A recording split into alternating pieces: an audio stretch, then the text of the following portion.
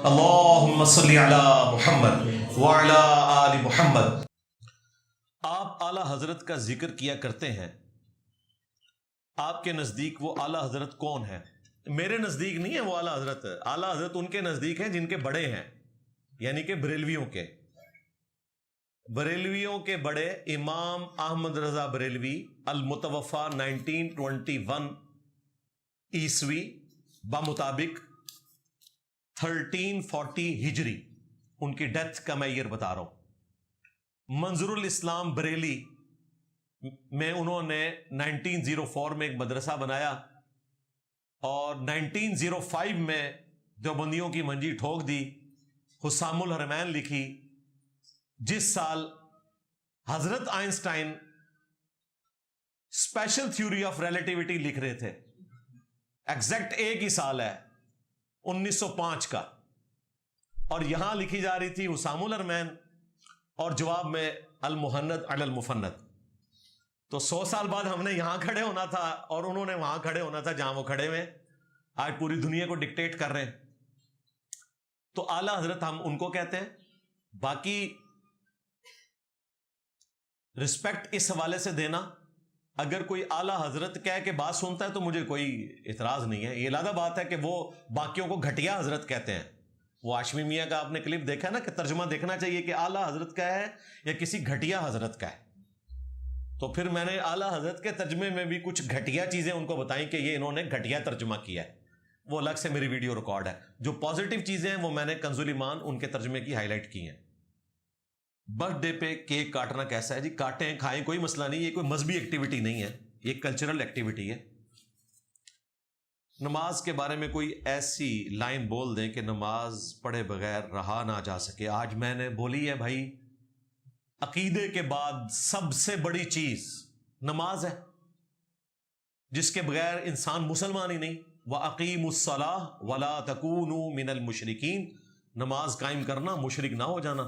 اور صحیح مسلم میں حدیث 246، بندے کے کفر اور ایمان، شرک اور اسلام کے درمیان فرق نماز ہے۔ اس کے بعد اب کون سی بات رہ گئی بھائی؟ پاکستان کے شناختی کارڈ میں آپ مسلمان ہیں، لیکن اگر بے نمازی ہیں تو اللہ کے حضور آپ مسلمان نہیں ہیں۔ اسی لیے صحیح مسلم میں آتا ہے کہ ابن مسعود کہتے ہیں رسول اللہ کے زمانے میں اگر کوئی شخص 2 بندوں کے سہارے مسجد میں آ سکتا تو مسجد میں نماز پڑھتا تھا، کہیں اسے منافق نہ سمجھا جائے۔ اس زمانے میں جماعت چھوڑنے کے اوپر منافق ہو جاتا تھا بندہ، نماز چھوڑنے والا تو پتہ نہیں کیا تھا۔ وہ جامع ترمذی میں حدیث ہے، عبداللہ بن شقیق تابعی کہتے ہیں کہ صحابہ کرام تارک الصلاۃ کی صرف تکفیر کرتے تھے، یعنی بے نمازی کو وہ کافر سمجھتے تھے اور کسی پہ کفر کا فتویٰ نہیں لگاتے تھے۔ جامع ترمذی میں حدیث ہے، جس نے جان بوجھ کے نماز چھوڑی اس نے کفر کیا۔ اور مسند احمد میں حدیث ہے، نبی علیہ السلام نے کہا کہ نماز کبھی نہ چھوڑنا ورنہ اللہ کا ذمہ کرم تم سے اٹھ جائے گا۔ اور مسند احمد میں حدیث ہے کہ بے نمازی کے لیے قیامت والے دن نہ کوئی نجات ہوگی، نہ کوئی دلیل ہوگی اللہ کے حضور چھٹکارے کی، اور اس کا حشر فرعون، قارون اور حامان کے ساتھ ہوگا۔ اور جو نمازی ہے اس کے لیے دلیل بھی ہوگی اور نجات بھی ہوگی اللہ کے حضور، اس کی نماز۔ تو یہ کافی ساری چیزیں میں اکثر بیان کرتا رہتا ہوں۔ میں نے ایک منت مانی تھی کہ اگر میری حاجت پوری ہو جائے تو مسجد میں 50,000 جمع کرواؤں گا۔ حاجت پوری ہوگی، لیکن میرے بہن بھائی کے حالات کافی خراب ہے، کیا میں وہ رقم ان کو دے سکتا ہوں؟ نہیں جی، ان کو رقم آپ نہیں دے سکتے، جو منت تھی وہی آپ کو منت پوری کرنی ہے۔ ہاں، ایک شرعی ہیلا یہ ہو سکتا ہے کہ آپ اپنی منت کو توڑ دیں اور اس کا کفارہ ادا کر دیں۔ منت توڑنے کا کفارہ وہی ہے جو سورۃ المائدہ کے اندر آیت نمبر 89 میں رپورٹ ہوا، غلام آزاد کریں۔ آج کل تو آبسلیٹ ہے، اور اگر وہ نہیں کر سکتے، صحیح مسلم میں بھی تفصیل موجود ہے، سورۃ المائدہ کی آیت نمبر 89 میں بھی آیا کہ قسم اور منت کا ایک ہی کفارہ ہے، 10 مسکینوں کو کھانا کھلائیں یا انہیں کپڑے لے کر دیں، دونوں میں سے ایک کام۔ اور اگر غریب ہیں تو 3 روزے رکھ لیں۔ آپ غریب تو نہیں ہیں کیونکہ 50,000 منت آپ نے مانی ہوئی ہے، تو 10 مسکینوں کو کھانا کھلا دیں، 500 روپے کا تو ایک مسکین کا کھانا ہو ہی جائے گا نا جی، تو تقریباً 5,000 روپے ادھر لگ جائے گا، باقی 45,000 دے دیں ادھر. اور یہ میں آپ کو شرعی ہیلا بتا رہا ہوں. باقی ان منتوں کے ماننے سے کوئی فرق نہیں پڑتا. بخاری مسلم میں حدیث ہے کنجوس کا مال نکلتا ہے، منت سے کوئی مصیبت ٹلتی کوئی نہیں. ہاں چونکہ اب آپ اپنے ساتھ کر چکے ہیں لہٰذا آپ نے پورا کرنا ہے، تو بہتر یہ ہے کہ آپ منت پوری کریں اپنی. اہل بیت، اہل اللہ، غیر اللہ میں فرق واضح کرتے ہیں. ان میں کس کی بات کو اسلامک لحاظ سے اہمیت دیتے ہیں؟ اسلامک لحاظ سے تو اہمیت آپ نے قرآن و سنت کو دینی ہے، اور قرآن و سنت کی تعلیمات جو بھی آپ کو بتائے، خواہ وہ آج کا ہو چاہے اس زمانے کا، وہ آپ نے لے لینی ہے، چاہے وہ مسلمان ہو یا کافر ہو. آیت الکرسی کا وظیفہ شیطان نے دیا ہوا ہے، نبی اسلام نے انڈورس کر دیا تھا. اور آج تو آپ کو پتہ چل گیا کہ یہ قرآن پاک آپ کو حضرت گیوٹن برگ نے دیا ہے 1440 عیسوی میں، جنہوں نے پرنٹنگ پریس بنایا تھا، اور یہ بخاری مسلم بھی انہوں نے دی ہے. ظاہر پرنٹنگ پریس کے بغیر تو آپ اس کو کاتب سے تو لکھوا نہیں سکتے تھے. 30-40 لاکھ کا ایک نسخہ لکھا جاتا ہے جو اچھا کاتب لکھ کے دیتا ہے آپ کو. ظاہر 600 صفحے اس نے لکھنے ہیں، ایک صفحہ وہ ایک دن میں مکمل کر لے تو بڑی بات ہے. تو جس کی جو کنٹریبیوشن ہے وہ آپ نے ماننی ہے، قرآن و سنت کی تعلیمات پر عمل کرنا ہے.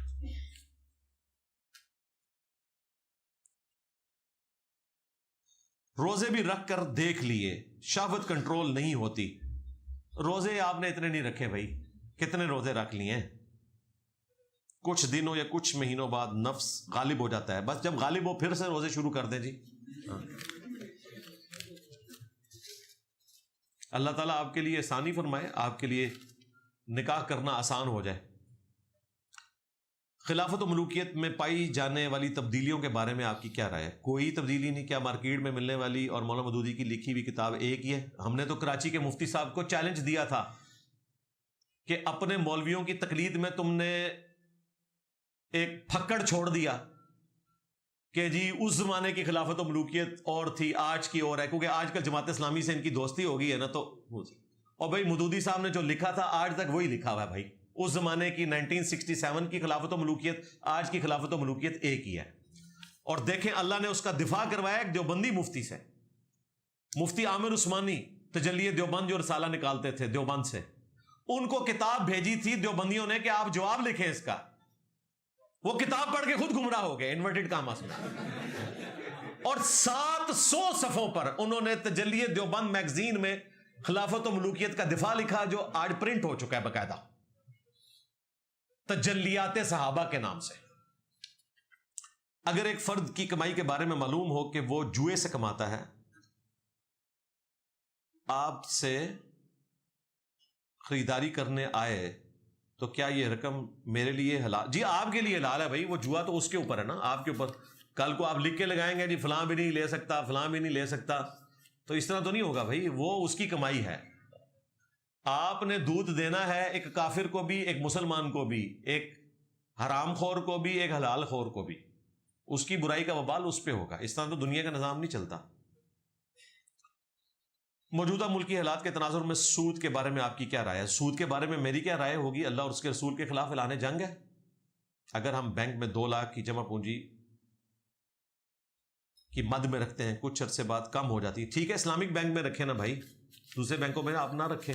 ہم نے تو بتایا اسلامک بینک جو ہے وہ کاروبار کی بنیاد کے اوپر چل رہا ہے. اس کے اوپر میری ویڈیو ریکارڈ ہے. اب تو ماشاءاللہ اسلامک بینک اتنے زیادہ ہیں، پاکستان میں تو کوئی ایشو ہی نہیں ہے.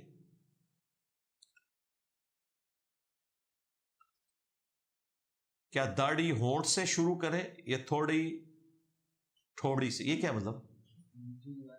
اچھا اچھا مٹھی ہونٹ سے؟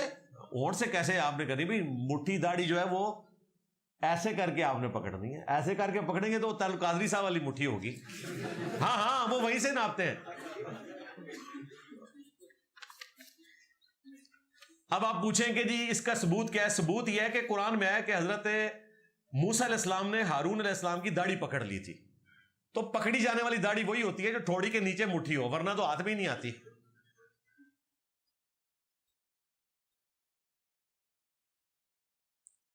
What is your view on the self movement? یہ کون سی ہے جی سلفی تو نہیں لکھا، سلف لکھا ہوا، یہ کوئی نہیں آئی ہے؟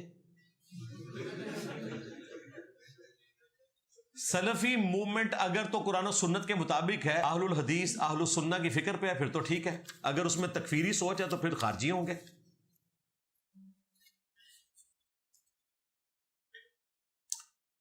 یہ پھر آ گیا جی سلفی تحریک کے بارے میں آپ کی کیا رائے ہے؟ اردو بھی انگریزی بھی منو، اتنی تو انگریزی آندی یار. جہاں زیادہ تر ابن تیمیہ کے، آج کل ابن تیمیہ کے فتوے نہیں چلتے، آج کل وہ جو انجینئر بیٹھا ہوا ہے نا جیلم میں، اس کی بات چلتی ہے، اس لیے کہ وہ قرآن و سنت سے بتاتا ہے.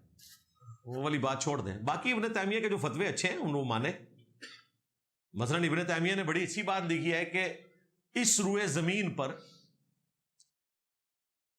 سب سے بڑی نفلی عبادتوں میں سے ایک قبر رسول کی حاضری ہے صلی اللہ علیہ وآلہ وسلم.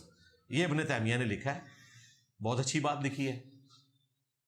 ابن تیمیہ نے منہاج السنہ میں لکھا ہے کہ ان کے ماموں جان نے ہمارے ماموں جان سعد ابن ابی وقاص کو حکم دیا کہ وہ حضرت علی پہ سب و شتم کرے. صحیح مسلم میں جو حدیث تھی اس کی فلنگ ان دا بلینکس انہوں نے کی ہے. تو اچھی باتیں بھی لکھی ہیں ابن تیمیہ نے. امام کعبہ کچھ عرصہ سے سین حرم کے پیچھے سے نماز پڑھاتے ہیں، کیا نماز ہو جاتی ہے؟ جی ہم تو اس کو درست نہیں سمجھتے اگر ان کے سامنے بھی لوگ کھڑے ہیں. ہاں اگر وہ خالی کروائیں. اس وقت امام کعبہ کے بھی دو گروپ بن گئے ہیں. ایک وہ ہیں جو اپنے سامنے کسی کو کھڑا نہیں ہونے دیتے اور پرانے طریقے پہ ہی وہ سامنے پوری تکون خالی کروا لیتے ہیں اور پیچھے جا کے کھڑے ہوتے ہیں. تو وہ تو درست ہے کہ ان کے سامنے کوئی نہیں کھڑا ہوا، اس دیوار میں ان کے سامنے کوئی نہیں ہونا چاہیے، باقی دیواروں میں کھڑا ہو سکتا ہے. لیکن کچھ لوگوں نے اپنے سامنے بھی کھڑا کیا ہوا ہے اور وہ کھڑے پیچھے جا کے، تو وہ نماز تو درست نہیں ہے. یہ کچھ عرصے سے انہوں نے بدعت شروع کی ہے، اللہ ہدایت دے ان کو. عبداللہ ابن عمر نے نبی الاسلام کی وفات سے 1 مہینہ پہلے جو آپ الاسلام کے پیچھے نماز پڑھی، اس حدیث کا نمبر بتا دیں. یہ حدیث بخاری میں بھی ہے، مسلم میں بھی موجود ہے، میں نے کئی ایک ویڈیوز میں بتائی ہے. آپ کو بخاری میں شروع والے چیپٹر میں ہی یہ حدیث مل جائے گی کہ نبی الاسلام نے فرمایا کہ اس وقت جو بندہ روئے ارض پہ زندہ ہے 100 سال نہیں گزریں گے کہ اس پہ اس کی قیامت قائم ہو جائے گی، اس کا قرن ختم ہو جائے گا. 100 سال لکھے اور عبداللہ ابن عمر لکھے تو یہ حدیث کھل جائے گی. AI کو بھی کہیں نا آپ انہی الفاظ میں کہ حدیث کھولو تو وہ کھول دے گا. جدید دور میں اسلامک پس منظر کے ساتھ اسلامک وومن ہر فیلڈ میں اپنا کردار کیسے ادا کر سکتی؟ ہر فیلڈ میں نہیں کر سکتی جی. اس چیز سے باہر نکلیں، جو ان کی فیلڈ ہے اسی میں وہ کر سکتی ہیں اور اسی میں ہی ان کو کرنا چاہیے. دیکھیں شاہد افریدی صاحب سے کسی نے عورتوں کی کرکٹ کی ٹیم کے بارے میں پوچھا تو انہوں نے بڑا اچھا جواب دیا. انہوں نے کہا عورتیں کھانا بڑا اچھا بناتی ہیں. تو انہوں نے اس کا انکار بھی نہیں کیا اور دبے الفاظ میں سہیل وڑائچ صاحب کی طرح اپنا میسج بھی پہنچا دیا. تو یہ بڑا اچھا فن آتا ہے شاہد افریدی صاحب کو. تو ہمارا بھی یہی موقف ہے. ہاں گائنی کی فیلڈ میں آئیں، اسی طریقے سے ٹیچنگ کی فیلڈ میں آئیں، یہ کام ہے کرنے کے. کرکٹ، فٹ بال اور ہاکی کھیلنے کی ضرورت نہیں ان کو. کیا مسلمان ہی جنت میں جائیں گے یا کوئی بھی انسان جو اچھے عمل کرے گا؟ قرآن پاک کی ایک آیت میں ہے یہود و نصارہ بھی جائیں گے. جی اس میں ہے کہ اگر اللہ اور یوم آخرت پر ایمان لے آئیں تو. اگر یہود و نصارہ اللہ کے بارے میں صحیح عقیدہ نہیں رکھتے تو پھر نہیں ہے. دوسرا یہ ان کے زمانے کے لوگوں کے لیے، اس پہ میری پوری ویڈیو ہے. کیا یہودی اور عیسائی بھی یا کرسچنز موسٹ اپروپریٹ وہ بھی جنت میں جائیں گے؟ تو سورہ البقرہ کی آیت نمبر 62 کی میں نے تشریح اس میں بیان کی ہوئی ہے. ویسے اگر آج میرا لیکچر جلدی ختم ہو جاتا نا تو میں نے اس ٹاپک کو آج ڈسکس کرنا تھا. 5 میں نے ایگزامپلز رکھی ہوئی تھی قرآن پاک سے، جو آیات آپٹیمل سولوشن کے تحت آپ کو سولوشن پیش کرنا پڑتا ہے، آپس میں بظاہر ٹکراتی ہیں. ان میں پہلی مثال جو سہیل وڑائچ صاحب نے کالم لکھا، اس کے اوپر کئی لوگوں نے آگے سے پھر یہ کہنا شروع کر دیا جی ابلیس دیکھیں پہلے فرشتوں کا استاد تھا، فرشتہ تھا اور بعد میں وہ گمراہ ہو گیا. اور ابلیس کبھی بھی فرشتہ نہیں تھا، بھائی جن تھا. ٹھیک ہے. اس طرح قرآن پاک میں کئی اور چیزیں بھی ہیں. مثال کے طور پر میں نے 5 مثالیں رکھی تھی، ان میں سے ایک یہ بھی رکھی ہوئی تھی لیکن ٹائم نہیں مجھے ملا. تو انشاءاللہ امید ہے اگلے ہفتے ٹائم ملا تو میں اس ٹاپک کو پھر سے ایڈریس کر دوں گا. آپ کے لیے یہ ہے کہ جوز اس وقت تک مسلمان تھے جب تک انہوں نے عیسیٰ ابن مریم کا انکار نہیں کیا, اور کرسچنز اس وقت تک مسلمان تھے جب تک کہ انہوں نے محمد رسول اللہ کا انکار نہیں کیا. تو وہ بھی جنت میں جائیں گے اپنے اپنے زمانے کے. ہاں, آج کی ڈیٹ میں اگر کوئی جیوز اور کرسچنز میں اسلام کی حقانیت کھلنے کے باوجود اسلام کو قبول نہیں کرتا تو وہ جنت میں نہیں جا سکتا.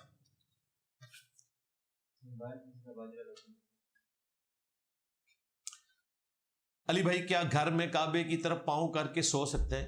کعبے کی طرف پاؤں کرنے کا گناہ ہونا تو کہیں رپورٹ نہیں ہوا. کعبے کی طرف منہ کر کے تھوکنے کو نبی الاسلام نے ناپسند فرمایا, صحیح بخاری مسلم میں. اسی طریقے سے بخاری مسلم میں ہے کہ قبلہ رخ پیشاب کرنے سے منع کیا ہے. یہ دو چیزیں رپورٹ ہوئی ہیں. پاؤں کرنا کہیں منع نہیں ہوا, اگر کوئی کرتا ہے کوئی گناہ گار نہیں ہے, بلکہ بعض صورتوں میں تو آپ کو پاؤں کرنا پڑتا ہے. جو مریض لیٹ کے نماز پڑھتے ہیں ان کو قبلہ رخ پاؤں کروایا جاتا ہے اور سر کے پیچھے تکیہ رکھا جاتا ہے تاکہ چہرہ قبلہ رخ ہو. انہوں نے تو قبلہ رخ پاؤں کرنے ہیں تو نماز پڑھنی ہے. سعودی عرب میں آپ دیکھیں, جیسے ہی کعبے میں مطاف کے اندر جہاں طواف ہوتا ہے, نماز سے لوگ فارغ ہوتے ہیں تو سیدھے ٹانگیں کر کے نا ایسے قبلہ طرف بیٹھ جاتے ہیں. یعنی عربیوں کی عادت ہے, وہ اپنی ٹانگوں کو سیدھا کرتے ہیں تو ایسے. وہاں یہ گناہ کوئی نہیں ہوتا, یہ پاکستان میں ہی ہے. بلکہ پاکستان میں تو کہتے ہیں کہ جی اگر کعبے کی طرف کوئی ٹانگیں کر کے سویا ہوا ہے تو اسے جگا دیں, اور اگر کوئی بغداد شریف کی طرف ٹانگیں کر کے سویا ہوا ہے وہ دی لتیں کاٹ دو. ہاں, کیونکہ غوث پاک کا درجہ ان کے نزدیک زیادہ ہے نا, تو اس وجہ سے کہتے ہیں لتا کٹ دو. غوث پاک نو کہو نا کہ لتا کٹے, کہانیاں بنائی ہیں.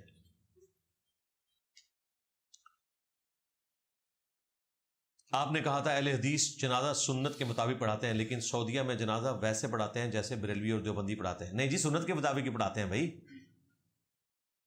اہل حدیث سنت کے مطابق جنازہ پڑھاتے ہیں جواز کی حد تک, بلند آواز سے قرات کرنا. نسائی میں حدیث ہے, نبی الاسلام کی جو عمومی سنت ہے وہ آہستہ آواز میں جنازہ پڑھنا ہے. جو میں نے کہا تھا نا سنت کے مطابق, اس سے مراد ہے کہ سورہ الفاتحہ پڑھنا پہلی تکبیر کے بعد اور سورت ملانا. باقی تو اہل حدیث بھی پاکستان میں میجارٹی سنت کے مطابق جنازہ نہیں پڑھا رہے, کیونکہ 2 سلام پھیرتے ہیں. سعودی عرب میں 1 سلام پھیرا جاتا ہے, سنت ایک طرف سلام پھیرنا ہے. تو وہ ایک جز میں بات ہو رہی تھی کہ سورہ فاتحہ اور تسلی سے. بریلوی دیوبندی تو دیکھیں جنازہ جو ہے وہ پڑھاتے ہیں تقریباً 30 سیکنڈ کا, اور دعا جو ہے وہ 3 منٹ کی کر دیتے ہیں. بریلوی فوراً بات کرتے ہیں, دیوبندی جا کے قبرستان کرتے ہیں. سنت ہے قبرستان جا کے کریں. فوری بعد جو دیوبندی فرض نماز کے بعد اجتماعی دعا کرتے ہیں ریگولرلی, نہ یہ سنت ہے, نہ جنازے کے فوراً بعد دعا جو بریلوی کرتے ہیں یہ سنت ہے. یہ علماء نے خود سے جاری کی ہوئی ہے. نماز جنازہ کا پورا طریقہ ویڈیو میں ریکارڈ ہے. جب مفتی رفیع عثمانی کا جنازہ پڑھایا تھا نا مفتی تقی عثمانی صاحب نے, اور غلطی سے اونچی آواز نکل گئی, سورہ فاتحہ پڑھ رہے تھے. میں کہا تکو سانو کہندے نے سورہ فاتحہ نہ پڑھو, اپنے بھراواں دے جنازے فاتحہ پڑھ رہے نے, اتنے ڈرے ہوئے نے کہ فاتحہ پڑھنی ہے. ایک چھوٹا تاجر فکر معاش میں مصروف رہتا ہے, وہ اسلامک تعلیم کہاں سے کب سیکھے اور اسلام پر کتنا عمل کرے؟ جی جتنی دیر وہ ریلز دیکھتا ہے ایک دن میں اسلام سیکھ لے گا. وہ ہمارے بھائی جو ہیں اقرار الحسن, انہوں نے بتایا کہ سٹیٹسٹیکل ڈیٹا ہے کہ روزانہ ایوریج جو ہے پاکستانی جو ہے وہ 1,500 سے 2,000 ریلز دیکھ لیتا ہے. آپ کو بھی لگ رہا ہوگا یہ ایسے کہہ رہے ہیں, آپ ذرا دیکھیں 1 منٹ میں کتنی دیکھی جاتی ہیں, اور 3-4 گھنٹے آپ یوں کرتے رہے تو کتنی بنتی ہیں. تو یہ جو چھوٹا سا تاجر ہے نا یہ بہت کام باقی کر رہا ہے, کوئی اتنا بڑا نہیں ہے مسئلہ اس کے لیے. ہاں, 1 ہفتے کے لیے بیمار ہو جائے تو گھر بیٹھے گا نا, تو 1 ہفتے کی چھٹیاں لے, پورا دین اس کو سمجھ آ جائے گا. صرف 5 گھنٹے مجلس 50 میری دیکھ لے تو پورا دین اس کو سمجھ آ جائے گا. موٹی موٹی چیزیں ہی سیکھنی ہے نا آپ نے, عقیدہ توحید سیکھنا ہے, ختم نبوت کا عقیدہ سیکھنا ہے, اس کے بعد نماز کا پریکٹیکل ہے. 4-5 ویڈیوز دیکھیں گے پورا دین آپ کو سمجھ آ جائے گا. آپ نے کوئی انجینئر محمد علی مرزا تو نہیں بننا نا. ہاں, اس طرح نہیں ہوتا. وہ ہر بندے کو اللہ نے ڈفرنٹ حالات و واقعات دیے ہوئے ہیں. اب میں مودودی نہیں بن سکتا, ان کے لیے ایک ڈفرنٹ حالات و واقعات تھے, اللہ نے ان کو ریسورسز دیے, اس وقت ایسے ساتھی دیے, ان کی رائٹنگ پاور تھی, انہوں نے اتنا کام کر لیا, بلکہ ان کا کام تو رکا ہوا تھا. جب ایوب خان نے ان کو جیل میں ڈالا اور سزائے موت ہوئی تو انہوں نے بقیہ کی تفہیم القرآن جو اتنے عرصے سے مکمل نہیں ہوئی تھی وہاں جا کے مکمل کی. تو اللہ تعالیٰ ہر بندے کے لیے ڈیفرنٹ حالات و واقعات کرتا ہے. فی الوقت آپ کے لیے حکم یہ ہے, ہر مسلمان کے لیے, قوا انفسکم واہلیکم نارا, بچاؤ اپنے آپ کو اور اپنے گھر والوں کو جہنم کی آگ سے. بس. غزوہ احد کے دوران آپ علیہ السلام کے 4 دانت شہید ہوئے, جس کا ذکر آپ کی ویڈیو میں ملتا ہے. جی میری ویڈیو میں نہیں, بخاری مسلم میں ملتا ہے, لیکن ریفرنس جو آپ نے لگائے ہیں ان میں 4 دانت کا ذکر نہیں ملا. دیکھیں وہ جو ذکر ملا ہے نا, وہ 4 دانت ہی بنتے ہیں. اب یہ اس کی تفصیل میں جانا کے لیے 4 نہیں تھے, 2 تھے, آپ 2 مان لیں.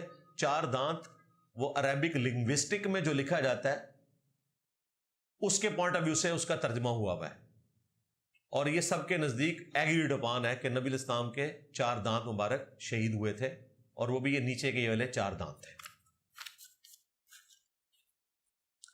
اگر جماعت ہو چکی ہو اور ہم اکیلے گھر یا مسجد میں نماز ادا کر رہے ہوں تو کیا ایسی صورت میں اقامت یا تکبیر کہنا ضروری ہے؟ جی سنت ہے, اقامت بھی کہیں گے, اور تکبیر یعنی اقامت کو آپ تکبیر کہہ رہے ہیں, تکبیر تو فرض ہے نماز سٹارٹ کرتے ہوئے, اقامت کہنا سنت ہے.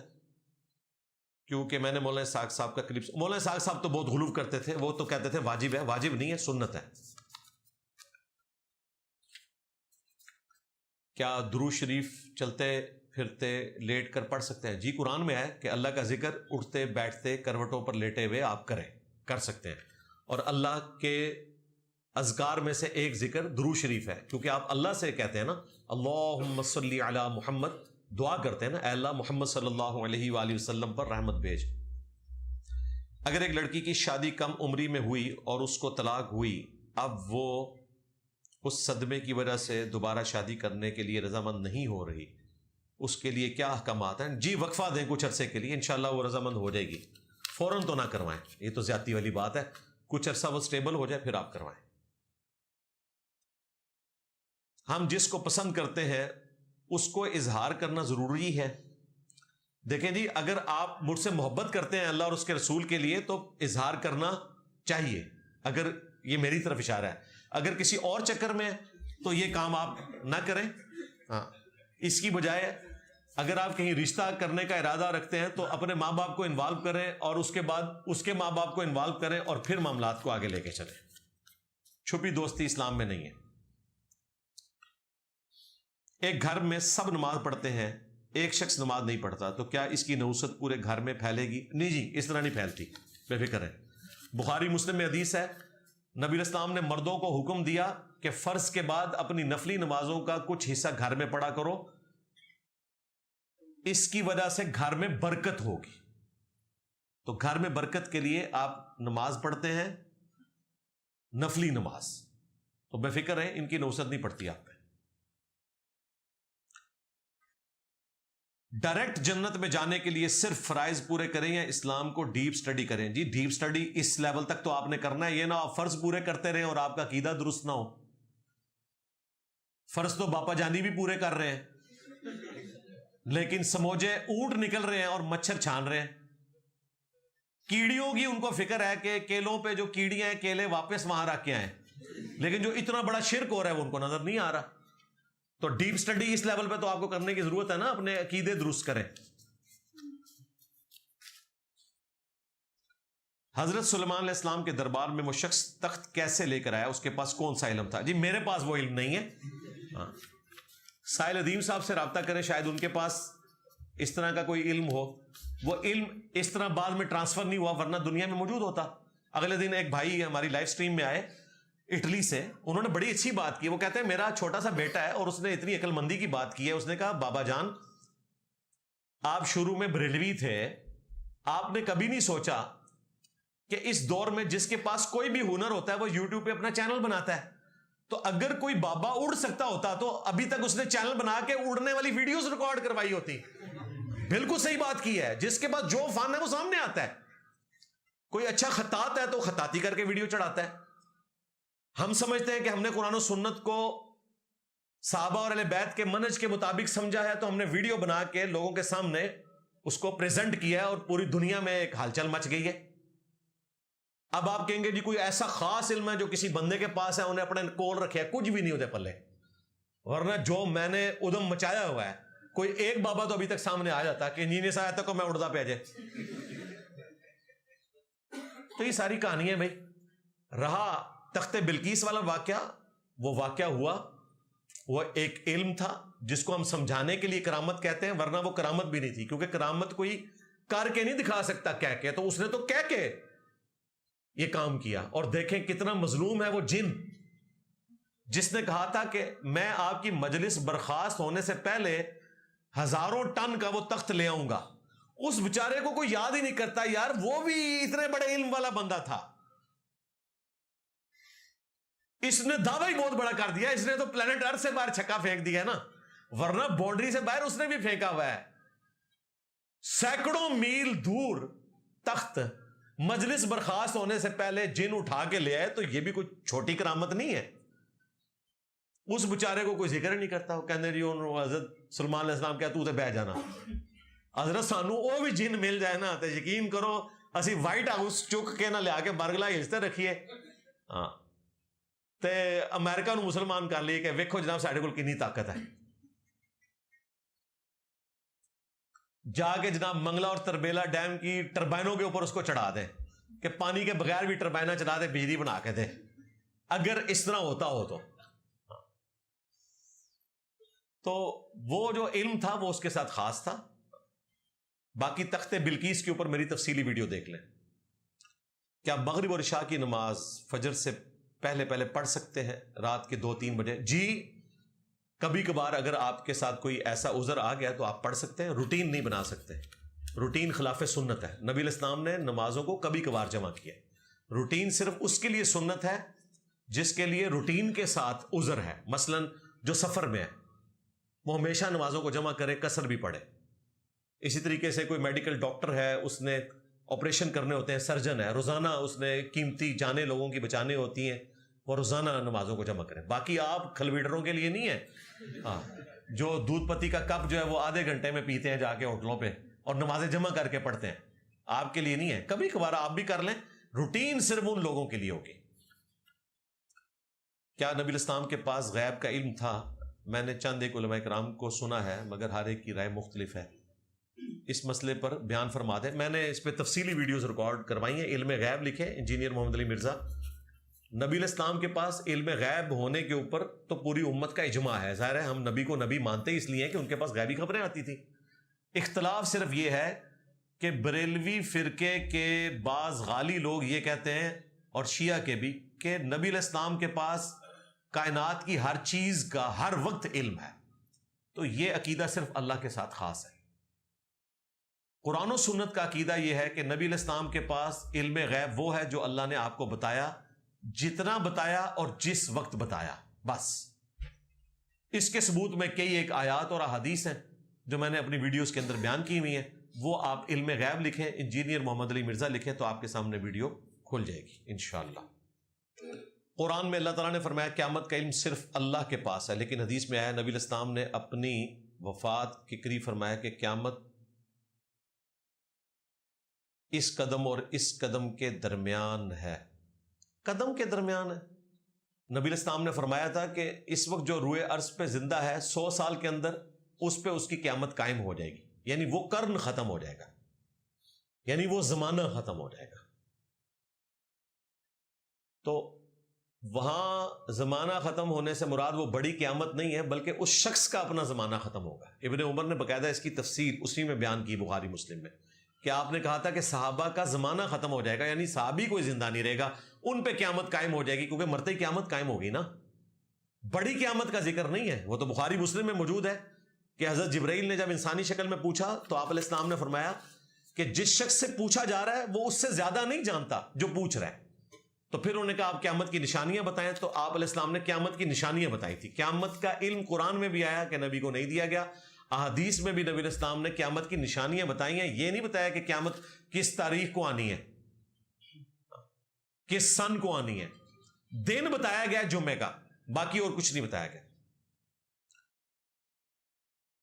قرآن کے مطابق اللہ اپنے بندوں کو ان کے گناہوں کی وجہ سے پکڑتا ہے، تو اگر ایسا ہی ہے تو ان معصوم بچوں کا کیا قصور ہے جو سیلاب کی نظر ہو گئے؟ تو قرآن میں تو نہیں لکھا ہوا کہ معصوم بچے جو مارے جاتے ہیں ان کو گناہوں کی وجہ سے پکڑا جاتا ہے، یہ تو نہیں لکھا ہوا، یہ آپ نے خود سے مقدمہ بنایا۔ آپ کا مقدمہ اس وقت درست ہوتا ہے جب قرآن میں لکھا ہے کہ جب بھی کسی کے اوپر کوئی آزمائش آتی ہے تو اس کے گناہوں کے سبب ہی آتی ہے۔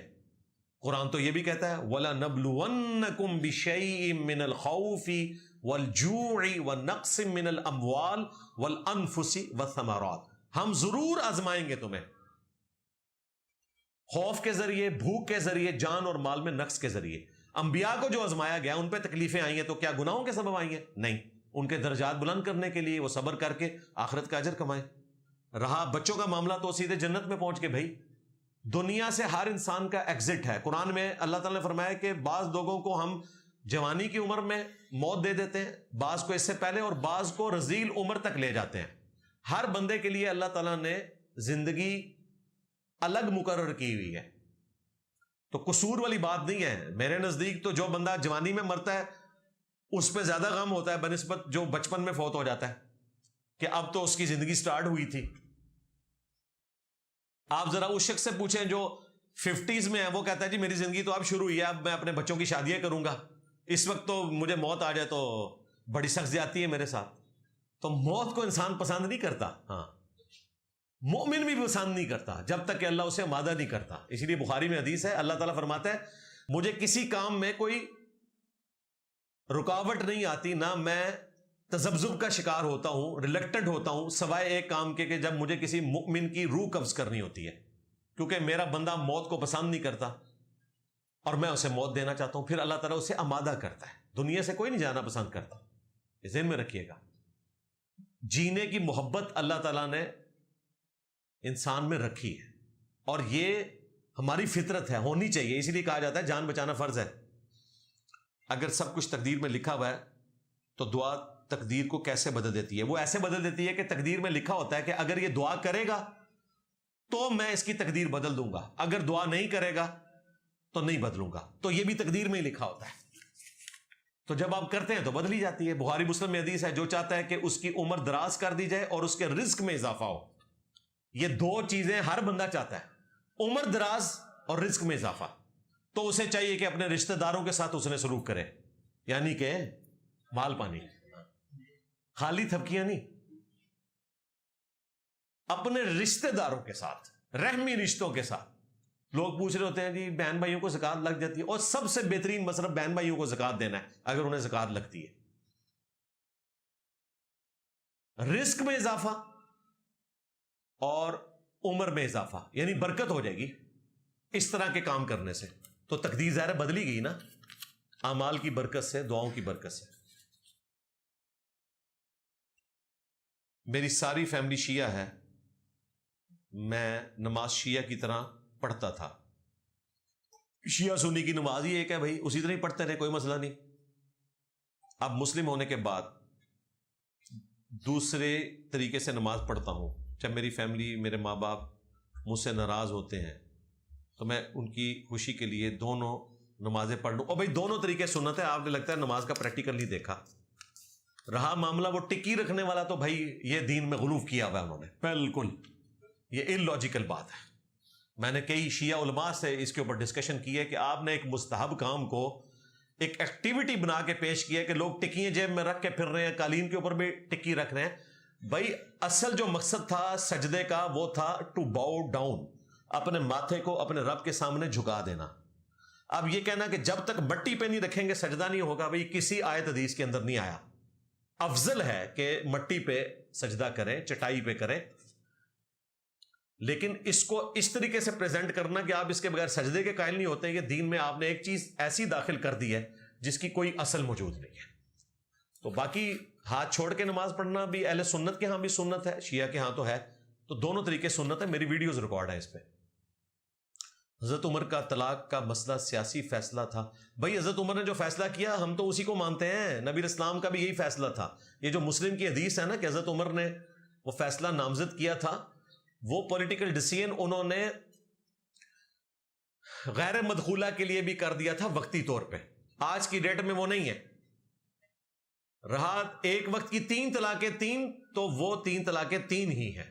جن حدیثوں میں ملتا ہے نا کہ حضور کے زمانے میں 3 جو ہے وہ 1 ہوتی تھی، وہ اس عورت کے لیے جس کی رخصتی نہ ہوئی ہو، اس کے لیے آج بھی یہی قانون ہے کہ وہ 3 طلاقیں اگر کوئی مرد اپنی ایسی بیوی کو دیتا ہے جو ابھی اس کے پاس نہیں آئی، تو وہ ایک تصور ہوگی، اس سے دوبارہ نکاح ہو سکتا ہے. لیکن ونس میاں بیوی خلوت میں مل گئے، خلوت صحیحہ ثابت ہو گئی، تو اب 3 طلاقیں 3 تصور ہوں گی. اس میں میری ویڈیوز ریکارڈ ہیں. ایک ایسی گیم ہے جس میں پیسے جمع کروا کے جیتے تو پیسے ڈبل، اور ہارے تو جمع کروائے پیسے بھی گئے. تو کیا مطلب پوچھ رہے ہیں اس کا ثواب کتنا ہے؟ جوا ہے اور کیا ہے یار. اور ڈکی بھائی تو اڑا ہوا ہے نا اندر. ہمارے معاشرے میں آزمائش کا بہت اہم کانسیپٹ ہے، اور اکثر کہا جاتا ہے کہ اللہ انسان پر ضرورت سے زیادہ آزمائش نہیں ڈالتا. البتہ ہم دیکھتے ہیں کچھ لوگ مشکلات میں اتنے دوچار ہوتے ہیں کہ نعوذ باللہ خودکشی تک کی کوشش کرتے ہیں.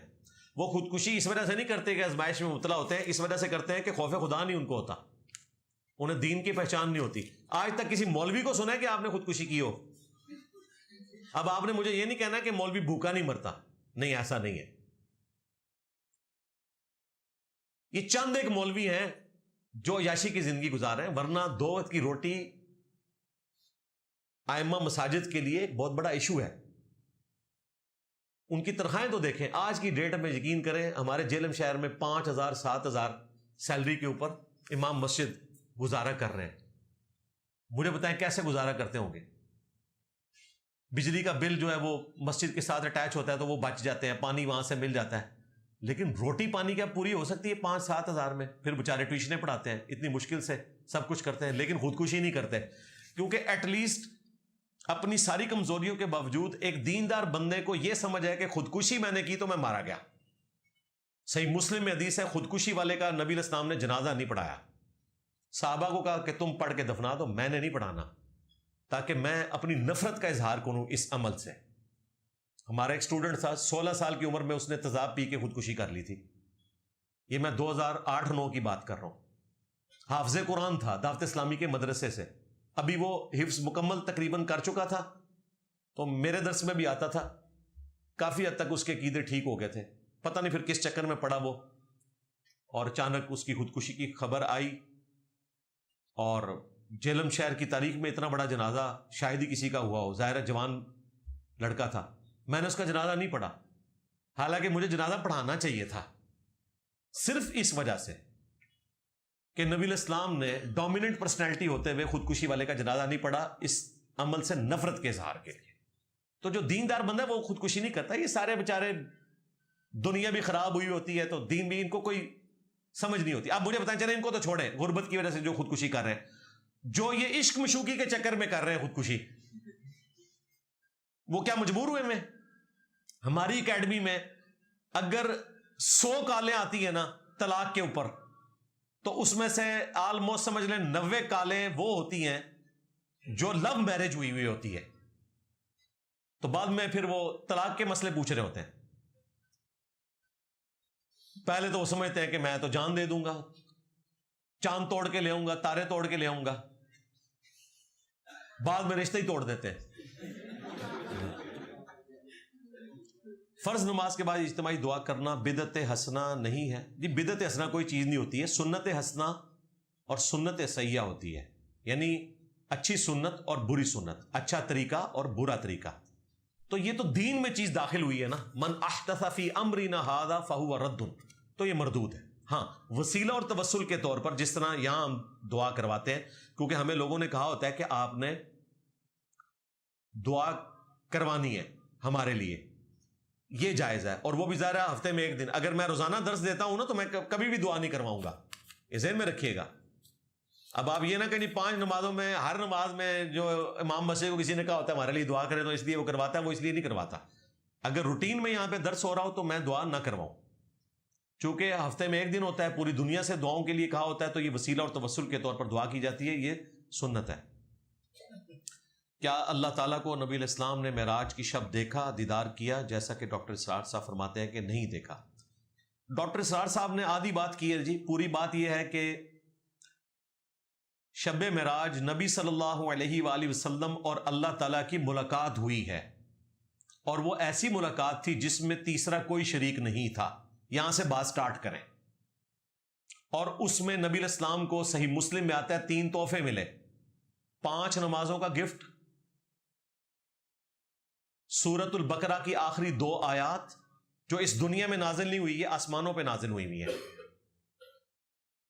آمن الرسول بما انزل الیہ من ربہ والمؤمنون، وہ والی آیات.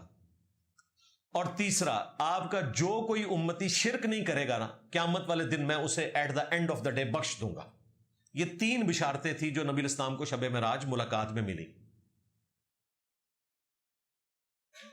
اور اس میں بھی 50 نمازیں تھی. پھر حضرت موسیٰ علیہ السلام سے ملاقات ہوئی، انہوں نے مشورہ دیا، وہ کم ہوتے ہوتے 5 رہ گئی. اسی طریقے سے 1 مہینے کے روزے فائنل ہوئے. یہ وہ ساری چیزیں ہیں جو شب معراج ہوئی اور ملاقات میں ہوئی. اللہ اور اس کے نبی کی ملاقات تھی، اس میں کوئی فرشتہ، کوئی پیغمبر شریک نہیں تھا. اب مسئلہ رہ گیا دیکھنے کا. تو دیکھنے کا ذکر نہ قرآن میں موجود ہے نہ حدیث میں موجود ہے. ملاقات کا ذکر ہے. احادیث میں اس کی تفصیلات آئی ہیں کہ نبی علیہ السلام نے حجاب میں ملاقات کی ہے، اور اللہ کا نور اس کا حجاب ہے، جو صحیح مسلم میں آتا ہے. یہ ساری حدیثیں بخاری مسلم سے میں نے ایک ویڈیو میں کور کی ہیں. ملینز آف پیپل نے وہ ویڈیو دیکھی ہے. معراج میں اللہ کا دیدار، وہ آپ دیکھیں. ایک ایک چیز میں نے واضح کی ہے. بالکل وہ والی بات بھی نہیں جو وہابی لوگ پیش کرتے ہیں، اور نہ وہ ہے جو صوفی لوگ پیش کرتے ہیں. جو صحیح بات ہے میں نے امت کو بتائی ہے. ہاں، خواب میں نبی علیہ السلام نے اللہ کو دیکھا ہے. وہ جامع ترمذی میں حدیث موجود ہے، مسند احمد میں موجود ہے. برصغیر میں اولیاء اللہ کی وجہ سے ہم تک اسلام آیا، آپ انہیں تنقید کا نشانہ کیوں بناتے ہیں؟ میں نے اولیاء اللہ کو کبھی تنقید کا نشانہ نہیں بنایا. میں تو اولیاء اللہ مانتا ہی نہیں ان کو. ہاں، اولیاء مانتا ہوں، نمبر 1. نمبر 2، جو شخص اپنے نام کا کلمہ پڑھائے وہ آپ کو مبارک ہو کہ اولیاء اللہ ہوگا، ہمارے نزدیک تو نہیں ہوگا. نمبر 3، اگر کوئی کہتا ہے کتابیں بدل گئی ہیں، تو آج سے پہلے تو آپ کے سارے بزرگ وہ کتابیں پرنٹ کرتے تھے، آرام کی کمائیاں کھاتے تھے. تو ان اولیاء اللہ کا کیا بنے گا جنہوں نے پرنٹ کی ہوئی ہیں؟ اگر وہ فارغ ہوتے ہیں، پچھلے سارے فارغ ہو جان گے، کیونکہ وہ کہیں گے یار سانو فارغ کر رہے ہو، سیدھے انہاں پیچھے ذلیل ہویا. نمبر 4، اسلام کے لیے خدمات تو آج آپ کو میں نے بتا دیا. حضرت گیوٹن برگ، یہ نام یاد رکھنا ہے. اسلام کے لیے جو ان کی خدمت ہے نا، 1440 عیسوی میں، آج سے 600 سال پہلے پرنٹنگ پریس بنا کے انہوں نے دنیا کے ہر مسلمان کے گھر میں قرآن پہنچایا ہے. دنیا کے ہر مسلمان کے گھر میں جو قرآن ہے نا، اس کا کریڈٹ کسے جاتا ہے؟ حضرت گیوٹن برگ کو. اگر پرنٹنگ پریس نہ ہوتا تو دنیا میں چند گنتی کے لوگوں کے پاس جو کروڑوں روپیہ افورڈ کر سکتے تھے قرآن بخاری مسلم ہونی تھی، باقیوں نے صرف لائبریری میں دور سے دیکھنا تھا. اے جی جناب 40 لاکھ روپے دی بخاری شریف دی پہلی جلد پئی جے کاتب دی لکھی ہوئی، اور تسی وہ سیلفیاں کھچوانیاں سن اج تواڈے ہاتھ وچ ہے. ابھی تو میں سافٹ ویئرز کی بات ہی نہیں کر رہا، وہ کہڑے حضرت نے، وہ آج کل دے جے. واٹس ایپ حضرت اسرائیل، ہاں جی، یوٹیوب حضرت امریکہ، کتے کتے سارے حضرت جے خدمات ہیں نا دیے نے. اور پھر حضرت ڈاکٹر ذاکر نائک، ان کو اولیاء اللہ کیوں نہیں مان رہے آپ؟ جس دن بریلوی دیوبندی اہل حدیث شیعہ مشترکہ طور پہ اس دور کا سب سے بڑا ولی غوث وقت ڈاکٹر ذاکر نائک کو ڈکلیئر کر دیں گے میں ان کے سارے بابوں کو مان لوں گا. اس نے کلمہ پڑھایا ہے سینکڑوں ہندوؤں کو کیمرے میں. تو آڈے تے جیلی نے نا 90 لاکھ تے بعد ہی نہیں سی سب کانٹیننٹ دی اس زمانے جنہیں کیمرے چ پڑھایا انہوں تے تسی کہندے ہو کہ جی یہ تے گمراہ ہے. ہم کہتے ہیں ہندوؤں کو کلمہ پڑھایا، وہ پتہ ہے اس کے جواب میں کیا کہتے ہیں؟ وہ کہتے ہیں جی کلمہ تو پڑھایا لیکن اس کے عقیدے ٹھیک نہیں. تواڈے بابے دے بھی عقیدے ٹھیک نہیں. میرے نبی سا ہے ہی کوئی نہیں، تیرے بابے تے شے ہی کوئی نہیں. لو سامو، آپ ہمارے بابے کو ماننے کے لیے تیار نہیں ہو رہے.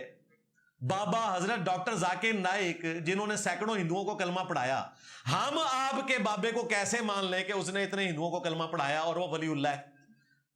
پھر یہ خود آپ کو بتائیں گے کہ کلمہ پڑھانا کسی کے ولی ہونے کی دلیل نہیں ہے.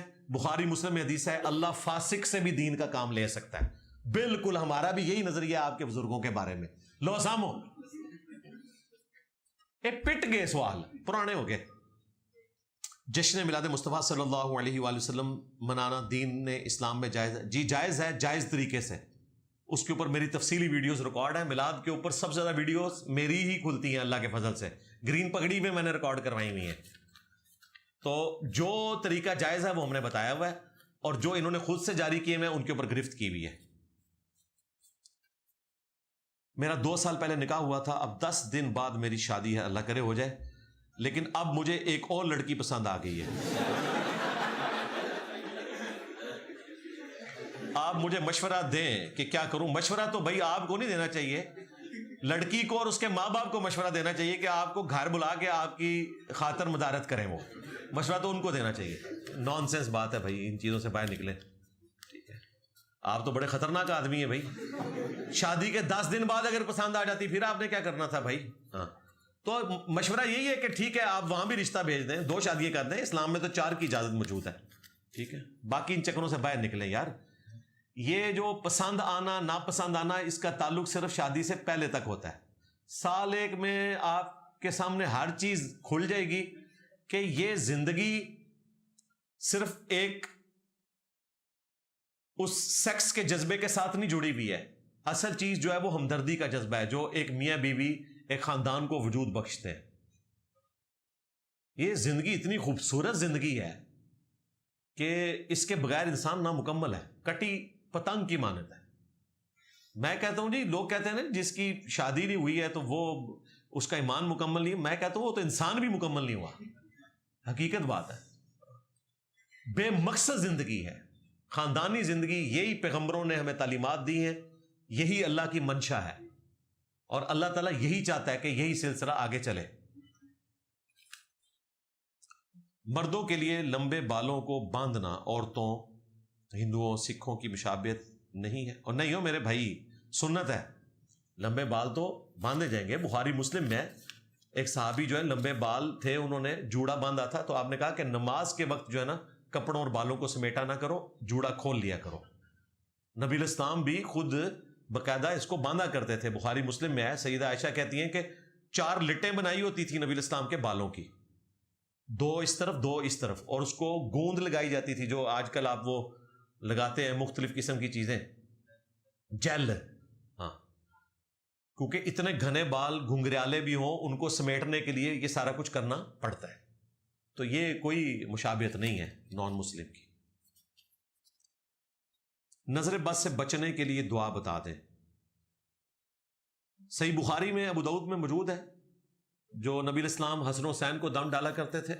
ہمارے کربلا والے ریسرچ پیپر میں بھی آخر میں جا کے وہ دم کے الفاظ لکھے ہیں: اعیذکما بکلمات اللہ التامہ من کل شیطان وہامہ ومن کل عین لامہ. تم دونوں کو میں پناہ میں دیتا ہوں اللہ تعالیٰ کی. اعیذکما تم دونوں کو، اعیذکم تم سب کو، اعیذو تمہیں. میں نے تینوں سیغے آپ کو بتا دیے. باقی وہ بھی ہے: اعوذ بکلمات اللہ التامات من شر ما خلق. اور یہ صحیح مسلم میں آیا. ابو داؤد ترمذی میں آخری 3 صورتیں، جو بخاری مسلم میں ہے کہ آخری 3 صورتیں المعوذات ہیں. نبی الاسلام اپنے اوپر بھی دم کرتے تھے ان 3 صورتوں کے ذریعے، اور بیماروں کو بھی دم کرتے تھے. شادی کو 5 سال ہو گئے، تمام میڈیکل ٹھیک ہے، اولاد نہیں ہو رہی. پتہ کروایا تو گھر میں اثرات ہیں، گھر سے بال تعویذات اور چیزیں نکلی. نہیں، ان سے کچھ بھی نہیں ہوتا میرے بھائی، کچھ بھی نہیں ہوتا. اللہ کے بندو، ان چیزوں سے کوئی نہ کسی کی اولاد روک سکتا ہے، نہ کوئی رزق روک سکتا ہے. ایک نیچرل پروسیس ہے. یہی چیز اللہ نے رکھی ہوئی ہے اپنے پاس. سب کچھ ٹھیک ہو پھر بھی اولاد نہیں ہوتی. ہمارے اپنے قریبی ریلیٹو شادی کے 15 سال بعد اللہ تعالیٰ نے ان کو اولاد دی ہے. میڈیکل ٹیسٹ سب کچھ ٹھیک تھے، نہیں ہو رہی تھی. جب ہوئی اولاد تو اللہ تعالیٰ نے پھر 3 بیٹے دے دیے، یک بعد دیگرے. تو یہ اللہ کی مرضی ہے. سورہ شورا میں ہے اللہ جسے چاہتا ہے بیٹے دیتا ہے, جسے چاہتا ہے بیٹیاں دیتا ہے, جسے چاہتا ہے دونوں دیتا ہے, جسے چاہتا ہے بے اولاد رکھتا ہے. نبی اسلام کی ساری بیویاں بے اولاد ہیں سوائے سیدہ ختیجہ کے, یا ایک ماریہ قبطیہ سے حضرت ابراہیم پیدا ہوئے. سیدہ عائشہ کی اولاد نہیں ہوئی, کیا ان کی خواہش نہیں تھی؟ اللہ کی مرضی. ان کو تو ضرورت بھی تھی, انہوں نے اکیلے زندگی گزاری ہے یار. آپ ذرا ان کے غم کا اندازہ کریں. اکیلی عورت 47 ایئرز تک حضور کی وفات کے بعد 47 سال اس حجرے میں رہی ہیں اکیلے بالکل. اللہ ایک بیٹی یا بیٹا دے دیتا کہ چلے ان کا سہارا بن جاتا, لیکن نہیں, جوانی میں بیوہ ہوئی ہیں اور اتنی تکلیف کاٹی ہے, تو جنت میں حضور کی بیوی ہونا ڈیزرو کرتی ہے نا. قربانی دی ہے بھائی, امہات المومنین میں سے اس لیے شامل ہوئی نا کہ اللہ نے ان سے قربانی بھی پھر اس بڑے لیول کی لی ہے. اگر کسی نے کالا جادو کروایا اور ہمیں شک ہو, شک کیا آپ کو یقین بھی ہو, تب بھی کوئی اس طرح بتا نہیں سکتا بھائی. آپ بعض اوقات کسی کے اوپر اس طریقے سے گمان کرنا, اس میں کچھ نکال نہیں آپ سکتے, علاج کروائیں مرش پر دم کر کے. جی کوئی بھی طریقہ اڈاپٹ کریں جس میں شرک نہ ہو, آپ کر سکتے ہیں. وہ صحیح مسلم میں حدیث ہے, زمانہ جاہلیت کے دم مجھ پہ پیش کرو, اگر ان میں شرکی الفاظ نہیں تو کرتے رہو. وقتی طور پر کسی نوکری کے لیے داڑھی کٹوا سکتے ہیں اگر گنجائش ہو. جی کٹوا سکتے ہیں, منڈا نہیں سکتے. چھوٹی چھوٹی رکھ لیں کیونکہ وہ بھی جائز ہے, مٹھی رکھنا افضل ہے. وراثتی انتقال کے لیے ماموں سے والدہ کا حصہ لینے کے لیے قانونی کارروائی کرنی چاہیے. جی کریں نا جی. اگر لڑائی جھگڑے کی وجہ سے اللہ پر چھوڑ دینا چاہیے. نہیں جی نہ چھوڑے, لیں. اللہ پہ کیوں چھوڑ رہے ہیں؟ وکیل چھوڑیں اس کے اوپر, اور ایسا وکیل چھوڑیں کہ اسے بتائیں کہ اگر تو نے جائیداد میرے ماموں سے نکلوا لی تو 25% تیرا, مودی ہڈیاں چوں کاٹ لے گا. یہ کئی جو امیر لوگ ہیں نا وہ کرتے ہیں کہ ایک بڑا سا وکیل ہائر کرتے ہیں, اس کو کہتے ہیں جی یہ جائیداد میں نے لینی ہے, آدھی تیری ہے. وہ کہتے ہیں جی مسئلے کو نہیں, جج کر لیں گے. لیکن جائز ہونا چاہیے, ناجائز نہیں, جائز. مرے ہوئے یزید کو برا کہنا اور گالی دینا تو بہت آسان ہے.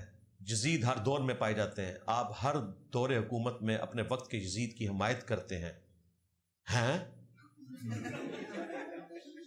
یار میں نے خان صاحب کی اگر حمایت کی تھی, جن کو آپ یزید کہہ رہے ہیں, تو وہ اس لیے نہیں کی تھی کہ ان کے غلط کاموں کو میں نے ٹھیک کہا تھا. انہوں نے UN میں اچھی تقریر کی, میں نے ان کی حمایت کی. میں تو انہیں یزید نہیں سمجھتا تھا. آپ کے نزدیک ہوں گے وہ, اور تھے بھی. مخالفین کے لیے تو یزید ہی تھے نا.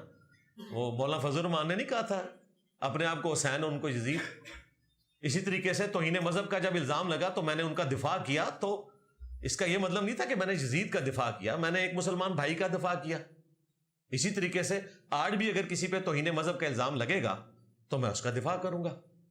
باقی اگر آپ اپنی مرضی سے کسی کو حسین اور یزید ڈکلیئر کرتے ہیں تو نہ تو ہم آپ کے بنائے ہوئے حسین کو حسین مانتے ہیں, نہ آپ کے بنائے ہوئے یزید کو یزید مانتے ہیں. اصول اور مبادی کے اوپر بات کرتے ہیں. ٹھیک ہے جی. تو یہ کوڈ ورڈز میں لکھا ہوا ہے, پتہ نہیں کیا آپ اپنی اس حمایت کو جو اکثر آپ کے بیانات میں ہوتی ہے اللہ کے حضور جواب دے پائیں گے؟ دیکھیں جی میں نے تو پورے اخلاص کے ساتھ خان صاحب پہ جب قاتلانہ حملہ ہوا ان کا دفاع کیا, اسلامو فوبیا کے حوالے سے جو ان کی خدمات تھیں. امید ہے اللہ تعالیٰ مجھے معاف کرے گا. میں نے تو پوری ایمانداری سے کیا ہے. میں تو مطلب ان کو یزید نہیں سمجھتا. آپ مجھ سے کیوں کہلوانا چاہ رہے ہیں؟ سمجھ رہے ہیں نا میں کیا کہہ رہا ہوں؟ جب تک یہ نہیں آپ کو سمجھ آئے گی نا تو اگلی باتیں آپ کو سمجھ نہیں آ سکتی. ہم ادھر ہی کھڑے ہیں بھائی جہاں پہلے کھڑے تھے اللہ کے فضل سے. آپ تازہ نظریاتی ہوئے ہیں. تو دیکھیں میں نے آپ کے گرو کو بلایا ہوا ہے نا, عمران ریاض کو. اس کو میں نے ویڈیو میں 12 مثالیں بھی دے دی تھی. تو پتہ ہے اس نے کیا کیا؟ اس نے کہا پی ٹی اے والے جواب دیں, میں کیوں دیں وہاں. اس کو پتا تھا کہ ان باتوں کا جواب نہیں ہے. تو یہ بھائی یزید اور حسین والی ٹرمز نہ یوز کیا کریں. حسین ابن علی کہاں اور آپ کے حکمران کہاں. یہ لوگ جب حکومت میں ہوتے ہیں مخالفین کو جیلوں میں ڈالتے ہیں, ٹھیک ہے, بعد میں کہتے ہیں میری یہ بھی غلطی, میری یہ بھی غلطی. تو بھائی اب بھی جو کر رہے ہیں یہ بھی بعد میں کہہ لیں گے نا ان کی غلطی ہے. میرا کیا لینا دینا, میں تو نہ ان کے ساتھ ہوں نہ ان کے ساتھ ہوں. جو غلط چیز ہے اس کو غلط کہتا ہوں. میں 2018 کے الیکشنز کو بھی غلط سمجھتا تھا, 2024 کے الیکشنز کو بھی غلط سمجھتا ہوں. اب اس میں سے آپ نے نکالنا کیا ہے؟ اس کے بعد اگر آپ کہیں کہ میں آرمڈ کنفلکٹ لے کے تو چڑھ دوڑوں، تو ایسا نہیں ہوا، نہ پہلے ہوا ہے نہ آندہ ہوگا. ہم صرف اختلاف رائے پبلک کے سامنے رکھتے ہیں، باقی عوام الناس خود فیصلہ کریں سچائی کیا ہے، اس پہ عمل کریں. آرمڈ کنفلکٹ اس پلیٹ فارم سے نہیں ہوگا، یہ ذہن میں رکھیے گا. ہمارا یہ کام نہیں ہے کہ ہم نے ریٹ آف دی گورنمنٹ کو چیلنج کرنا ہے، بالکل نہ یہ آئین کے تحت درست ہے، نہ قرآن و سنت کے نزدیک یہ چیز درست ہے. آپ نے مجھے دیکھا کہ بھائی کبھی میں مولانا فضل الرحمان کے دھرنے میں شامل ہو کے تو میں نے عمران خان کو گالیاں نکالی ہوں، تو اب میں پی ٹی اے والوں کے ساتھ مل کے تو نون لیگ کو گالیاں کیوں نکالوں بھائی؟ نہ میں اس وقت نکالتا تھا، نہ اب نکالتا ہوں. اور دیکھیں کتنا جھوٹ بولا عمران ریاض نے میرے بارے میں کہ جب خان صاحب اتارے گئے تو یہ خلاف ہو گیا. حالانکہ خان صاحب کے حق میں میری جتنی باتیں ان کے اتارے جانے کے بعد کی ہیں. جو وہ کعبے کی چھت والا بیان تھا وہ بھی ان کے اتارے جانے کے بعد ہے. میں نے ایک ڈیٹ دکھائی، اسی تو بھاگا ہوا ہے نا. وہ کہہ رہا ہے میں پاکستان آؤں گا تو بات کروں گا. پوری دنیا سے آن لائن بیٹھ کے بات کر رہا ہے، مجھ سے بھی کر لے بھائی اگر سچا ہے. اسے پتا ہے کہ اس نے غلط بیانی کی ہوئی ہے. میری امی ایک عورت کے پاس جاتی ہیں جو نیک خاتون ہے، وہ لوگوں کے گھر کے حالات بالکل ٹھیک بتا دیتی ہیں. اچھا،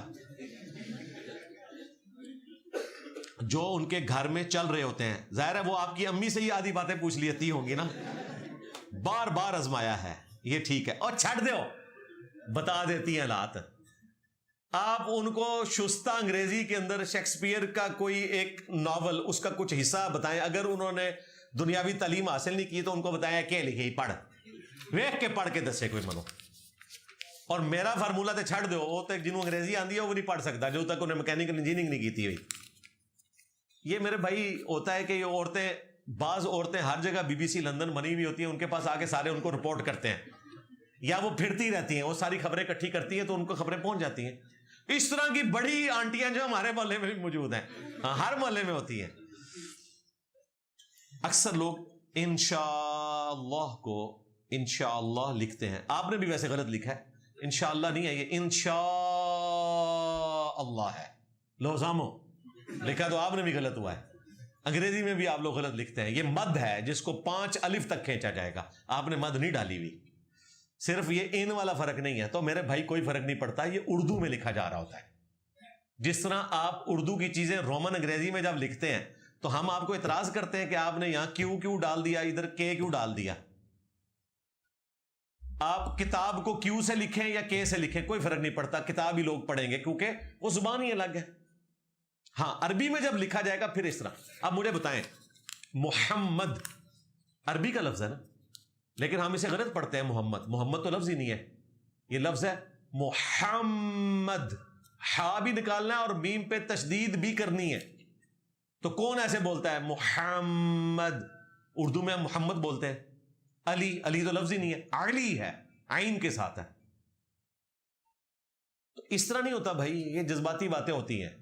اردو اور عربی کا فرق ہوگا. جو الفاظ عربی سے اردو میں مستعمل ہو چکے ہیں اب وہ اردو زبان کا حصہ ہیں، ان کو جب بولا جاتا ہے تو وہ اردو میں بولے جا رہے ہوتے ہیں. ان کے لیے آپ پھر ان چیزوں کا خیال نہیں رکھیں گے. ابراہیم علیہ السلام نے موت کا خوف نہ کھایا اور آگ میں کود گئے. جی کوئی نہیں کودے، جی بالکل جھوٹ بول رہے ہیں آپ. ان کو آگ میں پھینکا گیا، بے خطر کود پڑا. آتش نمرود میں عشق، شاعری تک تو یہ بات ٹھیک ہے، لیکن اس کا بڑا غلط رزلٹ لوگوں نے نکال لیا ہے صوفیاء نے کہ اللہ کی محبت میں کود پڑے. کودتا کوئی نہیں ہے، آگ میں کودنا حرام ہے. ابراہیم علیہ السلام نے حرام کام نہیں کیا، ان کو پھینکا گیا ہے آگ میں، کودے نہیں ہیں وہ. پھر جب مصر کے بادشاہ نے ان کی بیوی پر غلط نظر رکھی تو پھر انہوں نے موت کے خوف سے جھوٹ کیوں بولا؟ ہاں یہ تو بزرگان دین سے پوچھنا چاہیے نا، جو نگاہیں مار کے تو جلا کے راکھ کر دیتے تھے. تو بھائی آپ کی تو بات ویسے ہی ختم ہوگی، انہوں نے آگ میں کودے ہی نہیں ہے. تو دونوں جگہ انہوں نے وہی بیہیو کیا جو ایک انسان کو کرنا چاہیے.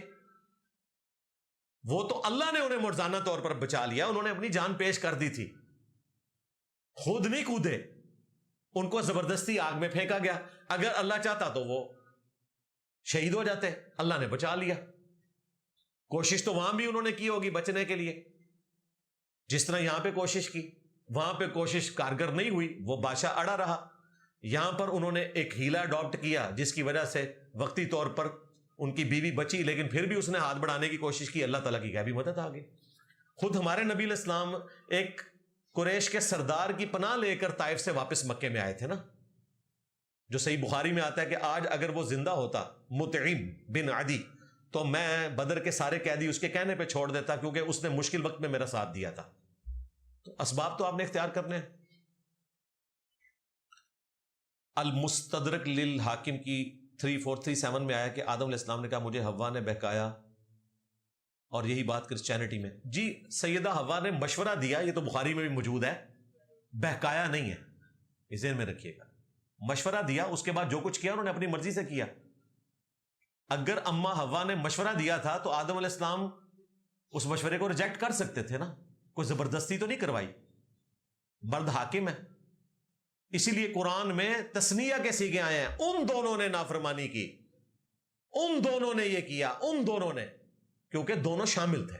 لہذا یہ کہنا کہ عورت کو کرس کیا جائے اس پوائنٹ آف ویو سے کہ اس نے حضرت آدم علیہ السلام سے غلطی کروائی، نہیں، حضرت آدم علیہ السلام نے اپنی مرضی سے غلطی کی، ٹھیک ہے، اور اللہ تعالیٰ نے ان دونوں کی غلطی معاف بھی کر دی۔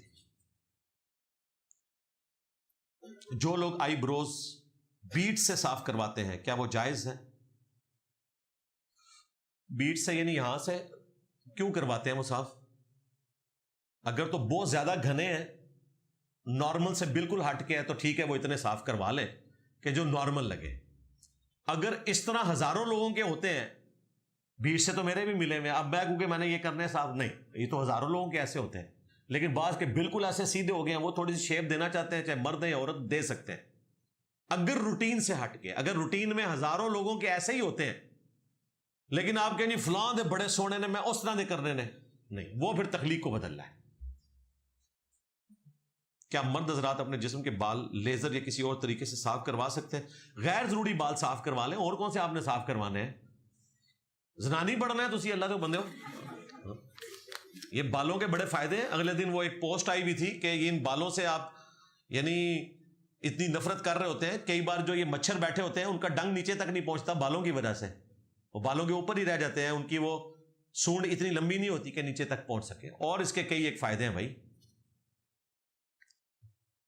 میں ایزی پیسہ کا کام کرتا ہوں، کچھ ایسے گاہک میرے پاس آتے ہیں جو مجھ سے پیسے لگوا کر جوا کھیلتے ہیں، کیا اس کا گناہ؟ اگر تو آپ کو کہتے ہیں ہم جوئے کے لیے ہیں تو پھر آپ نہ ان کو دیں، ویسے آپ کو کیا پتا ہے کہ وہ جوا کھیلیں گے یا نہیں کھیلیں گے؟ اس کا وبال ان کے اوپر ہوگا، آپ کے اوپر وبال نہیں ہے۔ موت کے بعد جب اٹھایا جانا ہوگا کس طرح ہوگا؟ کیا جیسے ہندو مذہب میں دوبارہ جنم ہوگا؟ جی ان کا تو عقیدہ ہی بالکل ڈیفرنٹ ہے، وہ کہتے ہیں اس دنیا میں کئی جنم ہوتے ہیں، یہی انسان ہوگا جس کو اللہ تعالیٰ پیدا کر لے گا، قیامت والے دن سب ایک دوسرے کو پہچانتے ہوں گے، باقی آخرت کا دن ایسا ہوگا کہ پہچاننے سے انکار کریں گے، ادروائز پہچانتے تو ہوں گے، جنت میں جا کے باقاعدہ دنیا کو یاد کیا کریں گے، قرآن میں واقعات آئے ہیں اس طرح کے۔ راولپنڈی عیدگاہ شریف میں پیری مریدی کا سلسلہ ہے، وہاں پر دربار کے سامنے سر جھکا کر لوگ، ہر جگہ اس طرح یار، ایک کو کیوں سنگل آؤٹ کر رہے ہیں؟ تو اس میں سے مجھ سے تو آپ نے کچھ نہیں پوچھا، جائز ہے جی؟ کوئی جائز نہیں ہے جی سر جھکانا۔ نبی اسلام نے فرمایا جس نے میری سنت کو چھوڑا اس کا مجھ سے تعلق نہیں، تو کیا نماز کی سنتیں چھوڑنے پر بھی گناہ ہوگا؟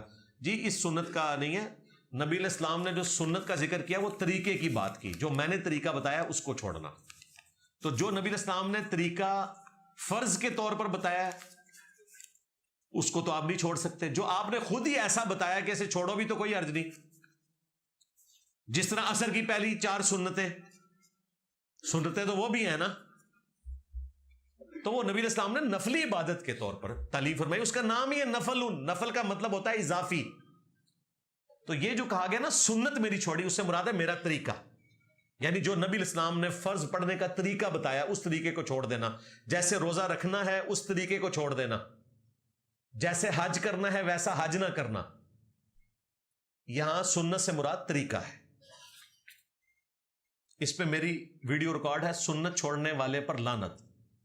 3 طرح کی سنتیں وہ میں نے اس میں بتائی ہیں۔ نبی علیہ السلام کی مسند احمد اور ابو داؤد میں باقاعدہ حدیث ہے کہ اگر آگ کا کنگن پہننا چاہتے ہو تو سونے کا پہنو، مگر چاندی کو جیسے مرضی استعمال کی بات، چاندی کا کنگن جائز نہیں میرے بھائی، عورت پہن سکتی ہے، مرد کے لیے نہیں ہے۔ مصنف ابن ابی شیبہ میں ہے کہ اگر کوئی لوڈو بغیر جوئے کے کھیلے، جی چوسر جو ہے نا وہ اسی کو کہا جاتا تھا بھائی بغیر جوئے کے کھیلے. اس کی مثال ایسے ہے جیسے خنزیر کا تیل ہاتھ سے. تو اس طرح کی کوئی حدیث ہمارے علم میں نہیں ہے کہ اس قسم کے کوئی الفاظ ہوں اس میں.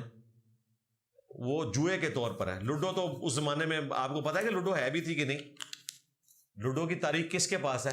کس گیم کو وہ لوڈو کہہ رہے ہوتے تھے؟ لوڈو تو خیر لفظی انگریزی زبان میں استعمال ہوتا ہے, وہ چوسر ہے. جوئے ہی حرام ہے بھائی. قرآن و سنت کی روشنی میں گائیڈ کریں. آئی سی یوز میں نوجوان مریض یہ وینٹیلیٹر پہ جو ہوتے ہیں کیا کریں؟ ہاں جی کر سکتے ہیں, بس صرف لکھیں آرگن ڈونیشن کا معاملہ. جی آرگن ڈونیشن جائز ہے. ویڈیو اس پہ ریکارڈ ہے. علی بھائی اکیڈمی میں آپ کی تصویر لگی ہیں, کیا یہ صحیح ہے؟ میری کوئی تصویر نہیں لگی, یہ تو تھم نیل ہے. میری تصویر ہوتی تو آپ کو وہ محمد علی جناح کی طرح بڑی سی تصویر لگی ہوئی نظر آتی. اگر کہیں ہے تو یہ تھم نیل ہے, آپ کو اٹریکٹ کرنے کے لیے باقاعدہ اس میں لکھا ہوا ہے. تو یہ میری تصویر نہیں ہے, یہ تھم نیل ہے. پہلے تو اپنی کلیریفیکیشن اس حوالے سے میں کر دوں, ویسے تصویر نہیں لگائی جا سکتی. شیخ بن باز نے کہا کہ بہت سارے مسلمان پر واجب ہے کہ وہ اسے مٹا دیں. بالکل میں ساتھ ہوں. جو بھی تصویر تعظیم کے لیے کہیں پر لٹکائی جائے اس کو مٹا دینا چاہیے, اتار دینا چاہیے. بالکل. ہمارے ایک اسٹوڈنٹ نے اپنے ہاتھ سے میری تصویر ڈاکٹر اسرار صاحب کی, مولانا اسحاق صاحب کی بنا کے پوری فریم لا کے اکیڈمی میں گفٹ کی تھی کئی سال پہلے. وہ میرے گھر کے جو کوڑا دان والی جگہ آپ سمجھ لینا, کوٹری میں جہاں پہ سارا آپ نے کوڑ کباڑ رکھا ہوتا ہے, اس کے بھی کسی کونے میں پڑی ہے. وہ مجھے ڈھونڈنے سے بھی نہیں ملے گی, حالانکہ اس نے بڑی محبت سے بنا کے دی تھی. اگر میں دنیاوی پیشوا ہوتا تو یہاں آپ کو لگی ہوئی نظر آتی, یا میرے گھر میں لگی ہوئی ہوتی. میرے گھر میں بھی میری کوئی تصویر نہیں لگی ہوئی. یہ تھم نیل ہے بھائی, اس کو تصویر نہ کہیں. اس کے ساتھ پورا لائیو سیشن جوائن کرنے کا طریقہ لکھا ہوا ہے. یہ باقاعدہ آپ کو بتانے کے لیے کہ اس کلر کا, وہ دیکھیں میں نے کلر بھی وہ رکھا ہے کہ جو یوٹیوب پہ آپ کو نظر آئے. سسٹرز کے لیے وہ گلابی کلر رکھا ہوا ہے. پہلے 2 کلر جو ہیں وہ گولڈن آپ کو نظر آ رہے ہیں, نیچے بلو ہے اور ایک گرین ہے. تو میری تصویر نہیں لگی ہوئی, خدا کے لیے بھائی یہ 2 چیزوں کو مکس نہ کریں. تصویریں وہ ہوتی ہیں جو آپ کو ڈپٹی کمشنر کے آفس میں, پرائم منسٹر کے آفس میں لگی ہوئی نظر آتی ہیں. اس طرح دی فوٹو نہ میرے گھر تو نظر آئے گی, نہ اکیڈمی نظر آئے گی. بالکل میں آپ کے ساتھ ہوں, وہ تصویر حرام ہے. ہمارا کوئی اسٹوڈنٹ اس طرح کی کوئی تصویر لٹکا نہیں سکتا. البتہ اگر کوئی اپنے استاد کی تصویر ریکارڈ کے طور پر اپنے موبائل میں رکھتا ہے, اپنے البم میں لگا کے رکھنا چاہتا ہے, وہ جائز ہے, کیونکہ وہ آپ نے تعظیم کے طور پر کسی جگہ لٹکائی نہیں ہوئی ہے, وہ ریکارڈ کے طور پر ہے, وہ درست ہے, وہ سب کے نزدیک درست ہے.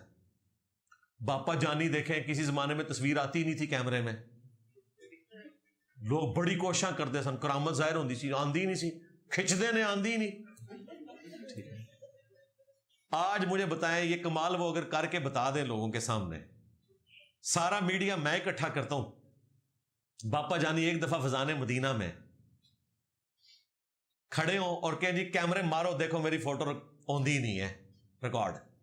یقین کرو پوری دنیا جڑی ہے نا وہ بریلوی ہو جائے گی, صرف پاکستانی نہیں. اس طرح کا کمال دکھا دے. سب کہانیاں بنی ہوئی ہیں بھائی. آخری پرچی, آپ بریلوی اور دیوبندی علماء کا کافی احترام کرتے ہیں, لیکن عرب علماء مثلا ابن تیمیہ کہاں سے عرب علماء ہو گئے بھائی؟ آپ کو پتہ ہی نہیں. آپ نے سمجھا کہ ابن تیمیہ آج کل کیا ہو بھائی, 700 سال پہلے گزر چکے ہیں. علماء عرب کا تو میں بہت احترام کرتا ہوں. شیخ ناصر الدین البانی رحمہ اللہ کا ذکر میں نے سینکڑوں ویڈیوز میں کیا ہوا ہے, شیخ بن باز کا ذکر کیا ہوا ہے. آپ کس طرح کہتے ہیں میں احترام نہیں کرتا؟ ابن تیمیہ کا تعلق تو عرب علماء کے ساتھ ہے ہی نہیں ہے, نہ وہ عرب کے علماء ہیں.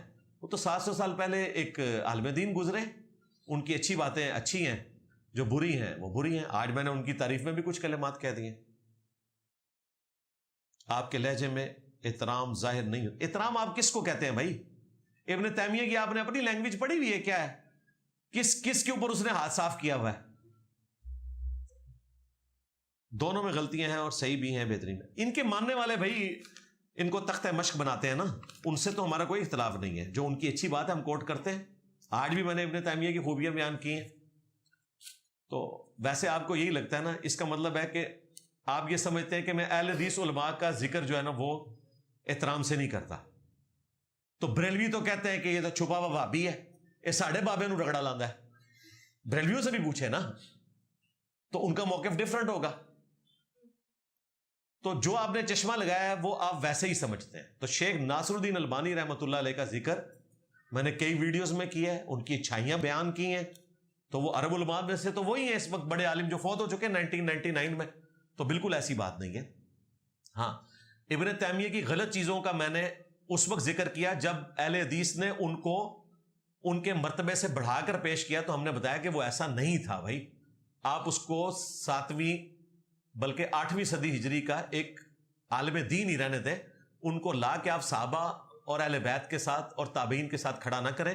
اور ابن تیمیہ کے ساتھ مسئلہ یہ ہے کہ یہ جو مصیبت کھڑی کی ہے نا یزید پہ جنتی لشکر کی بشارت فٹ کرنے والی, یہ ابن تیمیہ نے کام ڈالا ہے, جس کی وجہ سے ڈاکٹر ذاکر نائک گمراہ ہوا ہے. تو اس کے جرائم کی لسٹ ہے اصل میں, صرف یہ نہیں ہے, اور کافی ساری لسٹ ہیں. ان ساری چیزوں کا میں نے ذکر کیا. یہ مردوں کی سماعت کا قائل ہے. اہل حدیث کہتے ہیں مردے سننے کا عقیدہ رکھنا شرک ہے, اور ابن تیمیہ قائل ہے اس کا. جب میں نے بتایا ان کا نہیں یہ تو اختلافی مسئلہ ہے, یعنی میرے دنیا میں چھوڑے جانے سے پہلے مردے سنتے ہیں شرک ہوتا تھا. جب میں نے بتایا ابن تیمیہ قائل ہے تو شرک ہونے ختم ہو گیا. تو اس کا مطلب ہے کہ حنفی امام ابو حنیفہ کے مقلد ہیں اور اہل حدیث ابن تیمیہ کے. میرے نزدیک مردے سنتے ہیں یہ شرک نہیں ہے, عقیدہ بدعت کے اوپر مبنی ہے. ہاں جہاں سنتے ہیں وہاں ثابت ہے. لیکن ابن تیمیہ کو جو بڑھا چڑھا کے انہوں نے پیش کیا تو وہ میں نے ایکسپوز کیا. یہ گلے پھاڑنے والے 2 مولویوں نے مروایا ابن تیمیہ کو. میں نے تو کہا نا میں نے آپ کے ہینڈلرز کو پکڑنا ہے. اگر کوئی دعوت حق کو نقصان پہنچائے گا میں سیدھا وڈے ہوتے ہاتھ پاواں گا. اوہ دی اولاد ہو ہوتے ایسی جے. تو وہ ذاتی دشمنی نہیں ہوتی ہے, دین کے اس میں ہوتی ہے. باقی لعنت کسی پہ نہیں بھیجی. مجھے بتائیں کیا اہل حدیث جو ہیں احمد رضا بریلوی صاحب کی عزت کرتے ہیں؟ امام احمد رضا بریلوی کہتے ہیں. میں تو امام احمد رضا بریلوی بھی کہتا ہوں, امام ابن تیمیہ بھی کہتا ہوں. تو مجھے کس چیز کا تانا دیا جا سکتا ہے؟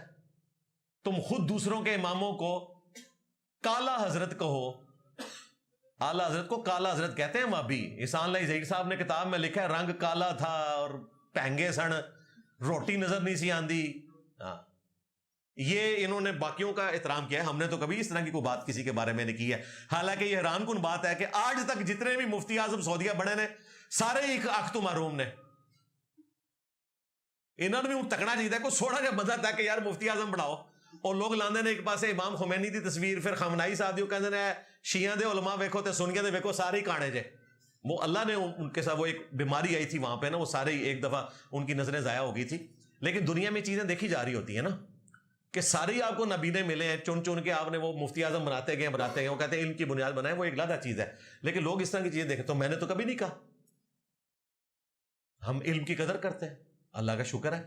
میں نے بن باز کے کئی فتوے پیش کیے, البانی کے پیش کیے, ابن تیمیہ کے پیش کیے. تو یہ بات ہے. رے بریلوی دیوبندی آپ کہہ رہے ہیں میں احترام کرتا ہوں, تو یار یہ مجھے سرٹیفکیٹ علماء عرب سے لکھ کے دے دو کہ میں بریلوی اور دیوبندی علماء کا احترام کرتا ہوں. میرے لیے تو اس سے بڑی ڈگری کوئی نہیں ہے. میں مفتی طارق مسعود صاحب کو بھی دکھاؤں گا, میں سعد رضوی صاحب کو بھی دکھاؤں گا, دیکھیں مجھے علماء عرب نے سرٹیفکیٹ دیا کہ میں آپ کے بڑے علماء کا احترام کرتا ہوں. تو پھر تو پتہ لگ جائے گا میں کنہ کے احترام کرنا. ہیومن ڈگنیٹی میں احترام کرتا ہوں, سب کو مولانا اور صاحب کہتا ہوں. باقی یہ احترام کوئی نہیں ہے کہ میں ان کو رضی اللہ عنہ یا علیہ السلام کہنا شروع کر دوں, وہ ہماری معذرت قبول کریں. ٹھیک ہے جی. اچھا میرے بھائیوں, کافی سارے بھائیوں نے بہنوں نے دعاؤں کے لیے کہا ہے. اینڈ پہ وسیلہ اور توسل کے طور پر ہم دعا بھی کر لیتے ہیں. اللہم انی اسألک بانک انت اللہ لا الہ الا انت الاحد الصمد الذي لم يلد ولم يولد ولم يكن له كفوا احد وإلهكم إله واحد لا الہ الا هو الرحمن الرحیم الف لام میم اللہ لا الہ الا هو الحی القیوم اللہم صلی علی محمد وعلی آل محمد ربنا آتنا فی الدنیا حسنہ وفی الآخرة حسنة وقنا عذاب النار رب ارحمهما كما ربياني صغيرا ربنا هب لنا من ازواجنا وذرياتنا قرة اعين وجعلنا للمتقين اماما اللهم اغفر لحينا وميتنا وشاهدنا وغائبنا